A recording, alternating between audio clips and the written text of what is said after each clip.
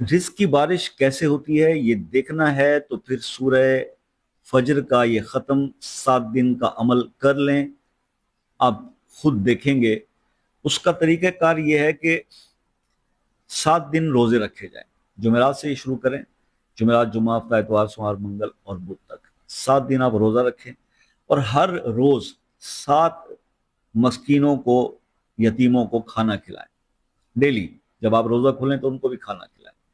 और उसके बाद इसको आपने 141 मरतबा रोजाना 7 दिन तक एक ही जगह और एक ही निशिस्त में पढ़ना है।